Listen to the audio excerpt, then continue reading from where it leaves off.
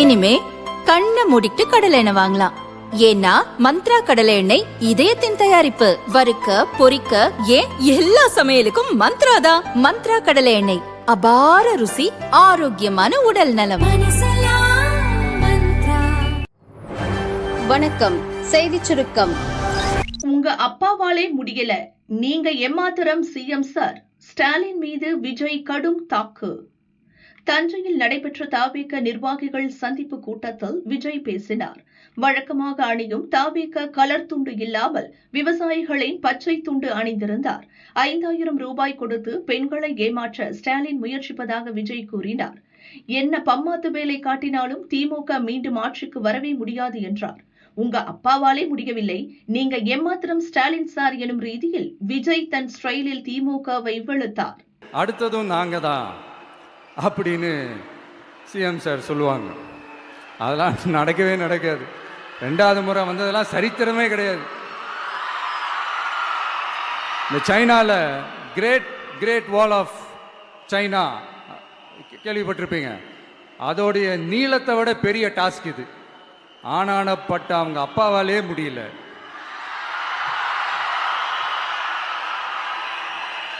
நான் முன்னாடியே சொன்ன மாதிரி உரிய இடத்துக்கு போய் சம்மந்தப்பட்டவங்களோட பேசி அதுக்கான சொல்யூஷன் என்னன்னு தெரிஞ்சுக்கிட்டா அதை எக்ஸிக்யூட் பண்ணுறது தான் ஒரு தெளிவான அரசியல். சும்மா ஆறுதல் சொல்கிறதெல்லாம் தெளிவான அரசியல்லாம் கிடையாது. அதெல்லாம் ஒரு ஹம்பக் அரசியல். அரசியலுக்கு வந்துட்டா கலெக்ஷன் பார்க்கலாம் அப்படின்றதெல்லாம் அரசியல் கிடையாது. உண்மையிலே மக்களுக்கான அந்த உழைப்பு இருக்கணும். அதனால தான் நாம் அரசியலுக்கு வந்திருக்கிறோம். இது எதிரிங்களுக்கு நல்லாவே தெரியும்.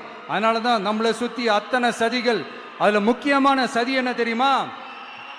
இத பாரு, ஒன்னு நீ இல்லனா நான் இல்லனா நீ இல்லனா நான். நமக்குள்ள வேற எவனும் நடுவுல வந்துடக்கூடாது. நாம 2 பேரால மட்டும்தான் மக்களை ஈஸியா ஏமாத்த முடியும். இந்த விஜய் வந்ததுனால நமக்கு பொழப்பே போச்சு. மக்கள் வேற அவனை தான் நம்புறாங்க. நாம வெளியே அடிச்சுக்கிற மாதிரி அடிச்சுக்கிட்டாலும் உள்ள நம்மளுடைய டீலிங் பக்காவா இருக்கணும். மக்களோட ஃபீலிங்ஸை பற்றிலாம் நமக்கு கவலை இல்லை. நமக்கு டீலிங் தான் முக்கியம். மாற்றி ஆட்சிக்கு வந்துடலாம்னு நினைச்சோம். ஆனால் அது நடக்காது போல் இருக்கு. அதனால நீ என்ன பண்ற? எஸ்ஓபின்னு போட்டு ஒரு பக்கம் அவனை தடுத்துரு, இன்னொரு பக்கம் அவன் மேல பழி போட்டு நானும் தடுத்துடுறேன். என்ன ஓகேவா? டீலிங் ஓகேவா? ஓவர். தமிழக மீனவர்களை இலங்கை கடற்படை கைது செய்யும் பிரச்சனையில் கடிதம் எழுதுவதோடு தன் வேலை முடிந்தது என ஸ்டாலின் தூங்குவதாக விஜய் குற்றம் சாட்டினார். கடல் விவசாயிகளான நம்மளுடைய மீனவர்களுடைய பிரச்சனைக்கு அப்பப்போ எந்திரிச்சு கடிதம் எழுதிட்டு திரும்ப தூங்க போயிடுவார். அவ்வளோதான். அதோட அது அப்படியே கிடக்கும். மானே தேனே பொன்மானே இப்படிலாம் கடிதம் எழுதுறதெல்லாம் வேலைக்கே ஆகாது. ஒன்றிய அரசுக்கு அந்த உண்மையான உணர்வு பூர்வமான அந்த அழுத்தத்தை கொடுக்கணும். நம்ம மீனவர்கள் மேல அவங்க கையே வைக்கக்கூடாது, கையே வைக்க விடக்கூடாது. அவங்களுக்கான அந்த பாதுகாப்பு பக்காவா இருக்கணும். அதுதான் நம்மளுடைய ஒரே அஜெண்டா. மீனவர்களே, அடுத்து நம்மளுடைய ஆட்சி தான்.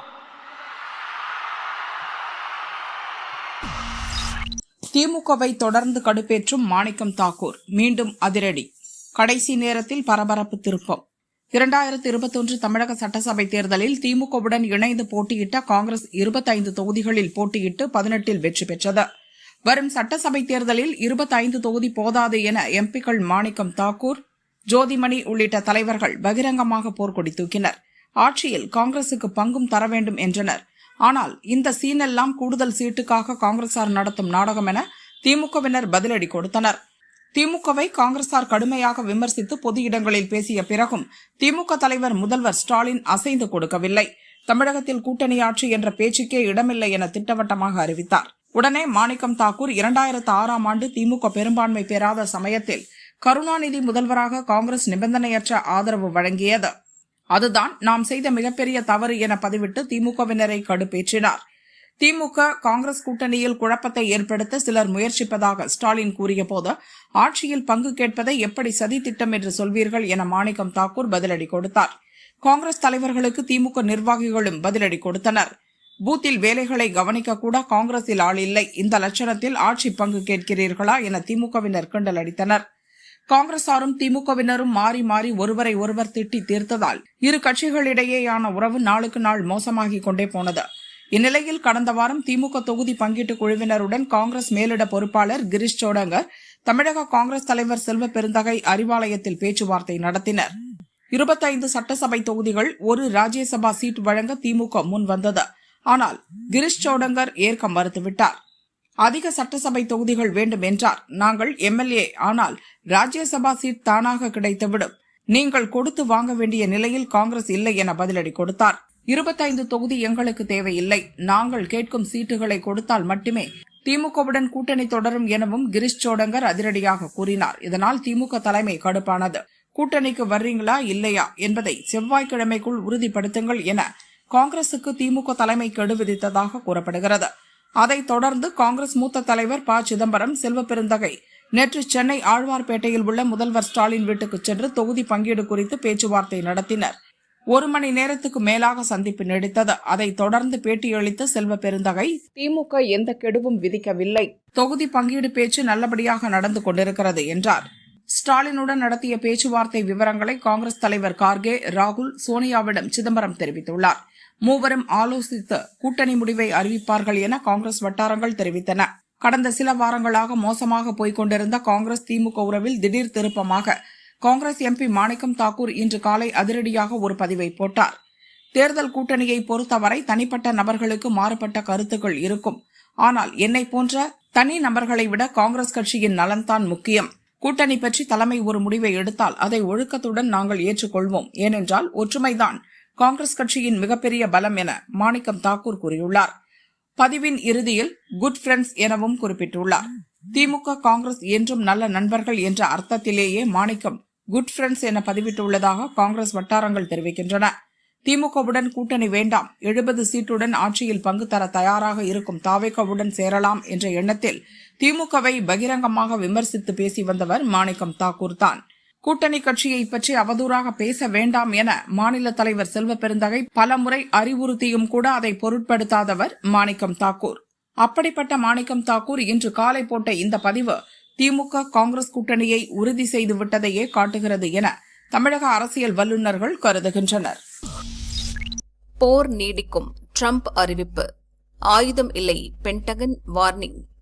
அமெரிக்காவின் எச்சரிக்கையை மீறி அணு ஆயுத தயாரிப்பில் ஈரான் தீவிரம் காட்டியதை அடுத்து அந்நாட்டின் மீது இஸ்ரேல் மற்றும் அமெரிக்க படைகள் தாக்குதல் நடத்தி வருகின்றன. அதற்கு பதிலடி கொடுக்கும் வகையில் ஈரான் படைகள் பக்ரைன், சவுதி அரேபியா, கத்தார், ஐக்கிய அரபு எமிரேட்ஸ் மற்றும் ஈராக் நாடுகளில் உள்ள அமெரிக்க தளங்கள் மீது ஏவுகணைகள் மற்றும் ட்ரோன் தாக்குதலை நடத்தி வருகிறது. இதனால் மேற்காசியாவில் பதற்றமான சூழல் நிலவுகிறது. போரை நிறுத்த வேண்டுமென பல நாடுகள் வேண்டுகோள் விடுத்துள்ளன. ஈரான் மீதான தாக்குதல் 4 அல்லது 5 வாரங்கள் நீடிக்கும் என்று ட்ரம்ப் முன்பு கூறியிருந்த நிலையில் போர் நீண்ட காலம் நீடிக்கலாம் என்று அவர் தற்போது தெரிவித்துள்ளார். ஆனால் நீண்ட காலம் போர் நீடித்தால் ஏற்படும் அபாயங்களை பென்டகனில் உள்ள அமெரிக்க ராணுவ உயரதிகாரிகள் அதிபர் டிரம்பிடம் எடுத்துரைத்துள்ளனர். ஈரான் தரும் பதிலடியை சமாளிக்க முக்கிய ஆயுதங்களுக்கு, குறிப்பாக ஏவுகணை அமைப்புகளுக்கு பற்றாக்குறை ஏற்படலாம் என்று அவர்கள் தெரிவித்துள்ளதாக தகவல்கள் தெரிவிக்கின்றன. இஸ்ரேல் கடந்த 2 ஆண்டுகளுக்கு மேலாக ஹமாஸ் மற்றும் ஈரான் லெபனானுக்கு எதிராக சண்டையிட்டு வருகிறது. அதேபோல ரஷ்யாவுக்கு எதிராக உக்ரைன் 4 ஆண்டுகளுக்கு மேலாக போரிட்டு வருகிறது. இஸ்ரேல், உக்ரைன் 2 நாடுகளுக்கும் அமெரிக்கா ஏவுகணை உள்ளிட்ட பல ஆயுதங்களை வழங்கி உதவி செய்து வருகிறது. இதனால் அமெரிக்காவிடம் இருக்கும் ஆயுதங்கள் மற்றும் வெடிபொருட்கள் தற்போது கடுமையாக குறைந்திருக்கிறது. இந்த தகவல் அதிபர் டிரம்பிடம் தெரிவிக்கப்பட்டிருக்கிறது. ஆனால் டிரம்ப் ஆயுத இருப்புகள் உயர்ந்துள்ளன என்றும் போரை வெற்றிகரமாக நடத்தலாம் என்றும் தெரிவித்துள்ளார். அமெரிக்காவிடம் இருக்கும் ஏவுகணை அமைப்புகள் ரஷ்யா, சீனா, வடகொரியா போன்ற பெரிய நாடுகள் நடத்தும் குறுகிய மற்றும் நீண்டகால தாக்குதல்களை எதிர்கொள்வதற்காக தயாரிக்கப்பட்டவையாகும். அவற்றை ஈரானுக்கு எதிரான போரில் அமெரிக்கா பயன்படுத்தி வருவதால் அமெரிக்காவிடம் ஆயுத கையிருப்பு குறைந்துள்ளது. இதுகுறித்து அமெரிக்க வெளியுறவு செயலர் மார்க்கோ ரூபியோ கூறியதாவது: ஈரான் ஒரு மாதத்திற்கு 100க்கும் மேற்பட்ட ஏவுகணைகளை உற்பத்தி செய்கிறது. ஆனால் அமெரிக்காவும் அதன் கூட்டாளிகளும் ஒரு மாதத்திற்கு 6 அல்லது 7 இடைமறிப்பு ஏவுகணைகளை மட்டுமே உற்பத்தி செய்ய முடியும். கப்பல்களிலிருந்து ஏவப்படும் SM-3 போன்ற மேம்பட்ட இடைமறிப்பு ஏவுகணைகளின் இருப்பு ஏற்கனவே குறைந்துள்ளது. ஏமனின் ஹவுதி குழுவினருக்கு எதிரான நடவடிக்கைகள் மற்றும் இதற்கு முன் ஈரானுடன் நடந்த மோதல்களால் இது மேலும் குறைந்துள்ளது என மார்க்கோ ரூபியோ தெரிவித்துள்ளார். ஈரான் புதிய உச்ச தலைவர் யார்? இரவோடு இரவாக நடந்த மாற்றம், எகிரும் போர் பதற்றம். ஈரானுக்கு எதிராக அமெரிக்கா மற்றும் இஸ்ரேல் படைகள் போர் நடத்தி வருகின்றன. ஈரானும் பதில் தாக்குதலில் ஈடுபட்டுள்ளது. ஈரானின் உச்ச தலைவராக 36 ஆண்டுகள் ஆட்சி செய்த அயதுல்லா அலி கமேனி கடந்த பிப்ரவரி 28 அமெரிக்க இஸ்ரேல் கூட்டுப்படை நடத்திய வான்வழி தாக்குதலில் கொல்லப்பட்டார். கமேனியுடன் அவருடைய மகள், மருமகன், பேத்தி உள்ளிட்டோரும் கொல்லப்பட்டனர். கமேனி மனைவி மன்சூரே கோஜஸ்தே காயமடைந்த நிலையில் மருத்துவமனையில் இறந்தார். கமேனி உடல் புனித நகரமான மஷ்ஹாதில் அடக்கம் செய்யப்பட உள்ளது. அதற்கான தேதி இன்னும் அறிவிக்கப்படவில்லை. கமேனி இறப்புக்கு பிறகு ஈரானின் இடைக்கால ஆட்சியாளராக அயதுல்லா அலிரேசா அராபி நியமிக்கப்பட்டார். ஈரானின் அரசியலமைப்பு சட்டத்தின்படி புதிய தலைவர் தேர்வு செய்யும் வரை இவரது தலைமையிலான கவுன்சில் நாட்டை வழிநடத்தும் என்று தெரிவிக்கப்பட்டு இருந்தது. தற்போது அயதுல்லா கமேனியின் மகன் மொஜ்தபா ஈரான் புதிய ஆட்சியாளர் மற்றும் மதகுருவாக தேர்வு செய்யப்பட்டுள்ளார். இரவோடு இரவாக ஈரானின் நிபுணர்கள் சபை இதற்கான அறிவிப்பை வெளியிட்டுள்ளது. 57 வயதான கமேனி மகன் மொஜ்தபா ஈரானின் மஷாத் நகரில் பிறந்தார். இவர் ஆட்சியில் எந்த முறையான பதவியும் வகிக்கவில்லை. இருப்பினும் பின்னாலிருந்து செல்வாக்கை செலுத்தி வந்தார். ஈரான் ஈராக் போரின் போது அவர் ஈரான் ஆயுத படையுடன் இணைந்து மொஜ்தபா போராடினார். 2019 ஆண்டில் அமெரிக்க கருவூலத்துறை மொஜ்தபா மீது தடைகளை விதித்தது என்பது குறிப்பிடத்தக்கது. தங்கம் விலை அதிரடி சரிவு, தாய்மார்கள் மகிழ்ச்சி. தங்கத்தின் மீதான முதலீடு பாதுகாப்பானது என்பதால் சர்வதேச முதலீட்டாளர்கள் தங்கத்தின் மீது மேலும் மேலும் முதலீடுகளை செய்கின்றனர். இதனால் தங்கம் விலை தொடர்ந்து ஏற்றம் கண்டு வருகிறது. ஆனால் ஈரான் இஸ்ரேல் இடையே திடீரென போர் மூண்டுள்ள நிலையில் கடந்த 2ஆம் தேதி முதல் தங்கத்தின் விலை குறைந்து வருகிறது. 2ஆம் தேதி சவரனுக்கு 920 ரூபாய் குறைந்து ஒரு சவரன் 1,25,280 ரூபாய்க்கு விற்பனையானது. நேற்று சவரனுக்கு 1,560 ரூபாய் குறைந்து ஒரு சவரன் 1,25,200 ரூபாய்க்கு விற்கப்பட்டது. இன்று 22 கேரட் ஆபரண தங்கத்தின் விலை சவரனுக்கு 2,120 ரூபாய் குறைந்து ஒரு சவரன் 1,21,600 ரூபாய்க்கு விற்பனையாகிறது. கிராமுக்கு 265 ரூபாய் குறைந்து ஒரு கிராம் 15,200 ரூபாய்க்கு விற்பனை செய்யப்படுகிறது. கடந்த 3 நாட்களில் தங்கம் விலை சவரனுக்கு 4,600 ரூபாய் குறைந்துள்ளது. இன்று வெள்ளி விலையும் சரிவை சந்தித்துள்ளது. கிராமுக்கு 20 ரூபாய் குறைந்து ஒரு கிராம் 295 ரூபாய்க்கும், கிலோவுக்கு 20,000 ரூபாய் சரிந்து ஒரு கிலோ 2,95,000 ரூபாய்க்கும் விற்பனை செய்யப்படுகிறது.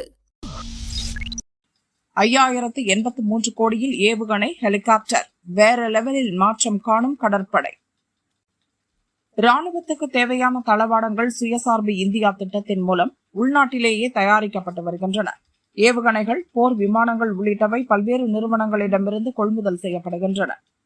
அந்த வகையில் தரையிலிருந்து வானில் உள்ள இலக்குகளை தாக்கும் ஏவுகணைகள் மற்றும் 6 நவீன இலகுரக ஹெலிகாப்டர்கள் வாங்க 5,083 கோடி ரூபாய் மதிப்பிலான ஒப்பந்தத்தில் ராணுவம் கையெழுத்திட்டுள்ளது. இதுகுறித்து ராணுவ அமைச்சகம் வெளியிட்டுள்ள அறிக்கையில் கூறியிருப்பதாவது: கடலோர காவல்படைக்காக ALH Mark 2 எனப்படும் நவீன இலகுரக ஹெலிகாப்டர்கள் மற்றும் போர்க்கப்பல்களிலிருந்து வானில் பறக்கும் ஏவுகணைகளை தாக்கி அடிக்கும் ஸ்டில் ஏவுகணைகள் வாங்க திட்டமிடப்பட்டது. இதற்கு மத்திய அரசு ஒப்புதல் அளித்துள்ளது. இதையடுத்து 6 நவீன லகுரக ஹெலிகாப்டர்கள் வாங்க 2,901 கோடி ரூபாய்க்கு ஹிந்துஸ்தான் ஏரோநாட்டிக்ஸ் நிறுவனத்துடன் ஒப்பந்தம் கையெழுத்தானது. இந்த இரட்டை என்ஜின் ஹெலிகாப்டர்கள் தற்போது இயக்கப்படும் ஹெலிகாப்டர்களை விட நவீன தொழில்நுட்ப அம்சங்களுடன் செயல்படக்கூடியவை. குறிப்பாக கடலோர பாதுகாப்பு பணிகளை கூடுதல் முனைப்புடன் மேற்கொள்ள உதவியாக இருக்கும். இது கடலோர காவல்படை திறனை அதிகரிக்கும். அதேபோல் ரஷ்யாவின் JSC ரோசாபோரான் எக்ஸ்போர்ட் நிறுவனத்துடன் 2,182 கோடியில் ஸ்டில் ஏவுகணைகளை வாங்க ஒப்பந்தம் கையெழுத்தானது. வான்வழி அச்சுறுத்தல்களை சமாளிக்கவும் வான் பாதுகாப்பு திறன்களை கணிசமாக மேம்படுத்தவும் இந்த ஏவுகணைகள் பெரும் உதவியாக இருக்கும். இது கடற்படையின் வான் கட்டமைப்புகளை வலுப்படுத்தும் என ராணுவ அமைச்சகத்தில் அறிக்கையில் தெரிவிக்கப்பட்டுள்ளது. சடலத்தை கவ்விச் சென்ற நாய், அரசு மருத்துவமனையில் பகீர், வீடியோ வைரல்.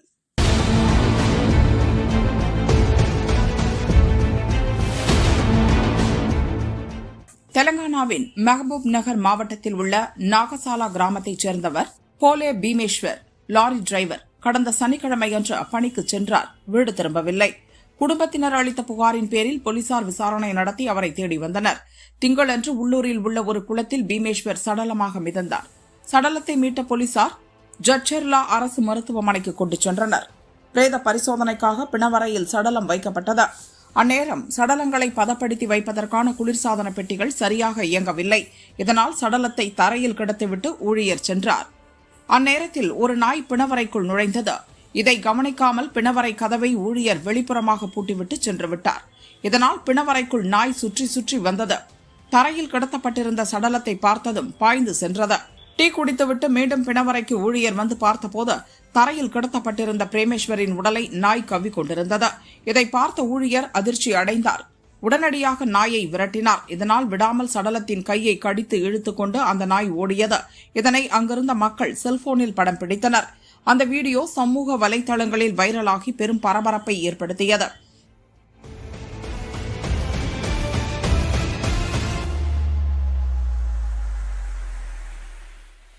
இதையடுத்து தெலங்கானா சுகாதார அமைச்சர் தாமோதர் ராஜ நரசிம்மா விசாரணைக்கு உத்தரவிட்டார். விசாரணையில் ஊழியர்கள் அலட்சியமாக கவனக்குறைவுடன் செயல்பட்டதால் தான் இந்த சம்பவம் நடந்தது உறுதியானது.